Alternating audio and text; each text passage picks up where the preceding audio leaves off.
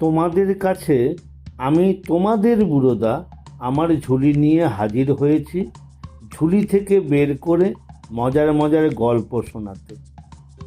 তাহলে আমি ঝুলি খুলছি খুলছি, দেখি আজ তোমাদের জন্য কোন গল্প ঝুলি থেকে বেরোয়।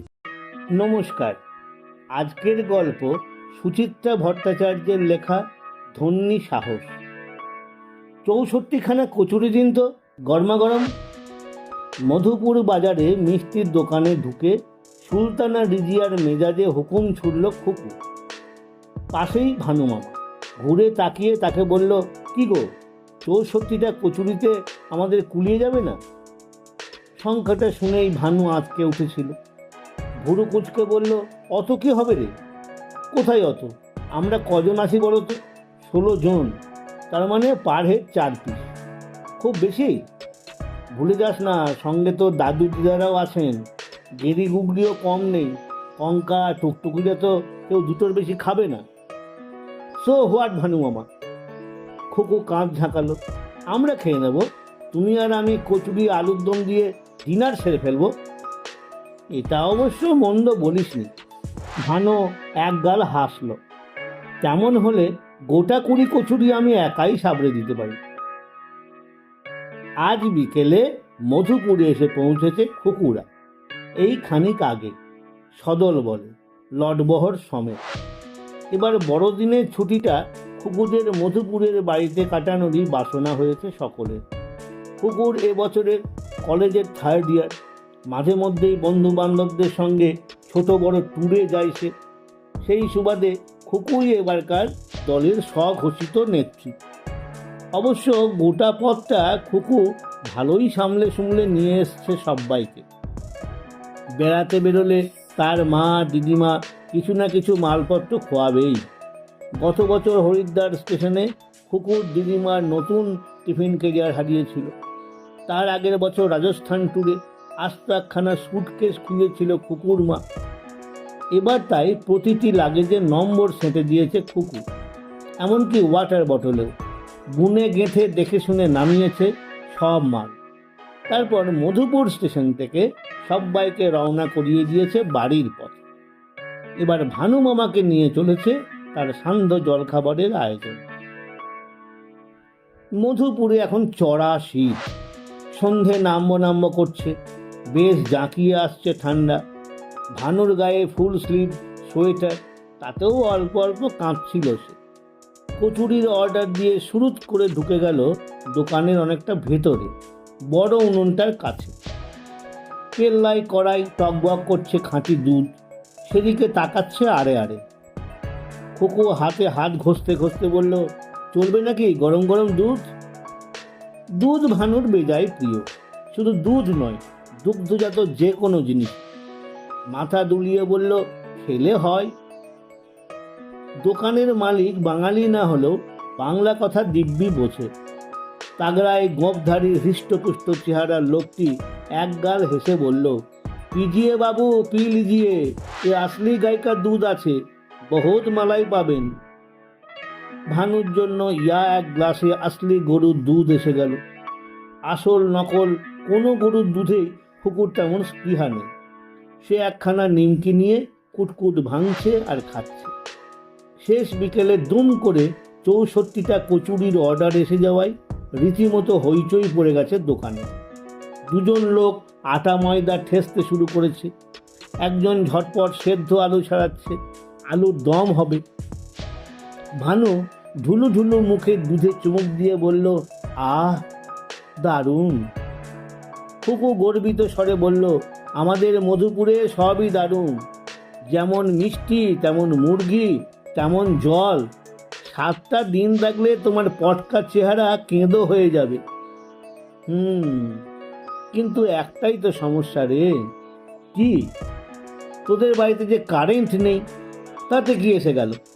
এখন তো গরমকাল নয় যে ফ্যান চালাতে হবে, বরং দেখবে সন্ধ্যের পর হ্যারিকেনের আলোয় কি সুন্দর একটা গা ছমছমে ভাব আসবে। ভানুর মধুপুরে এই প্রথম আগমন। অচেনা অজানা জায়গায় গা ছমছমে পরিবেশ তার মোটেই পছন্দ নয়। সামান্য নার্ভাস নার্ভাস গলায় বলল, হ্যাঁ, তারপর ঝুপঝাপ ভূত নেমে আসুক আর কি। এ মা, তুমি ভূতে বিশ্বাস করো নাকি?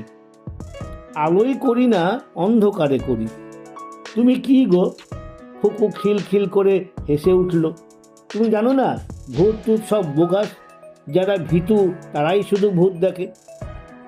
তোর দীপালি মাসিরও তো খুব সাহস, সে ভূত দেখেনি? তার বাড়িতে তো একটা ভূত প্রায় রাত্রিরে ঘুরে বেড়ায়।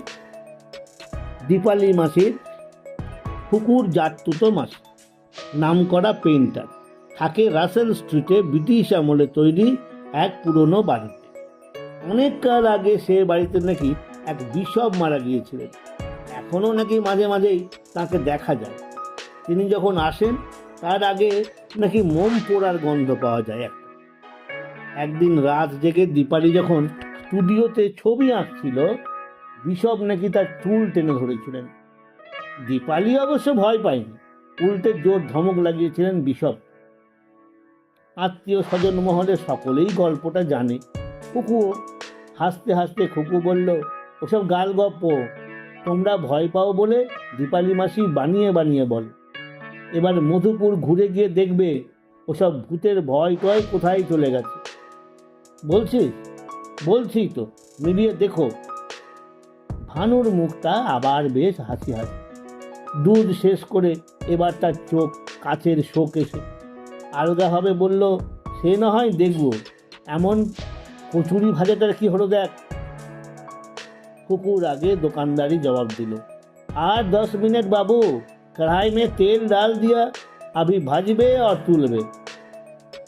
ভানু কুকুর কানে ফিস ফিস করে বলল, কতক্ষণ কি এমনি বসে থাকবো? খাবে কিছু?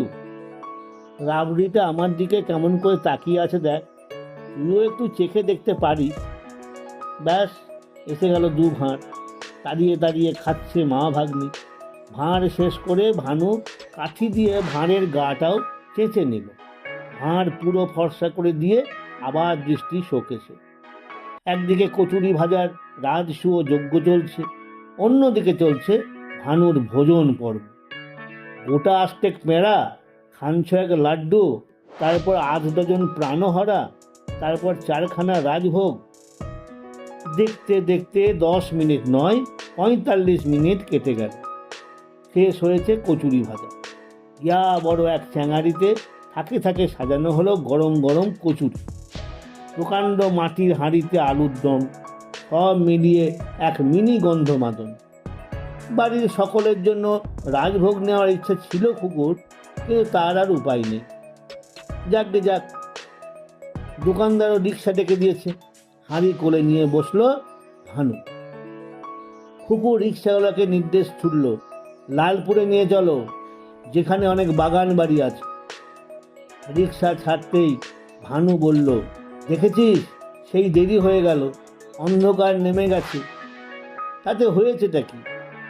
তোদের বাড়িটা তো আবার শহরের বাইরে, ঠিক মতো চিনে যেতে পারবি তো? ঘাবড়াচ্ছ কেন? আমি আছি না। তুইও তো অনেক দিন আসিস না, সেই নাকি 8-10 বছর আগে লাস্ট।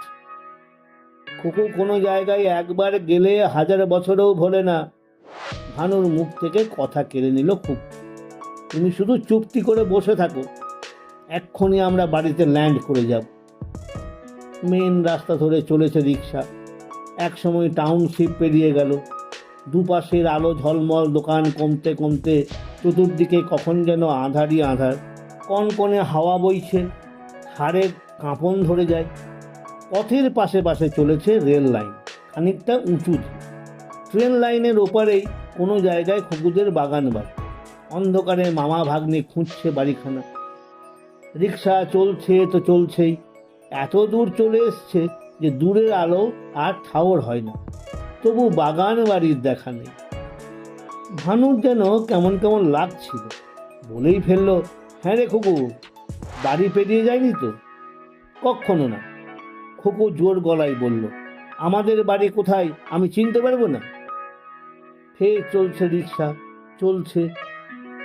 দুধার সম্পূর্ণ জনহীন, সামনেও গাঢ় অন্ধকার, পেছনেও তাই, শুধু মাথার উপর পিটপিট করছে তারা।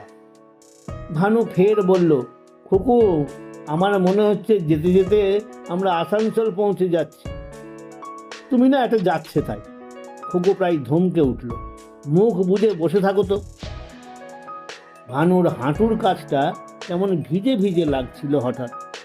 কেমন যেন সন্দেহ হলো ভানু। ভিজে জায়গাটায় ছুঁয়ে জিভে ঠেকালো আঙুল।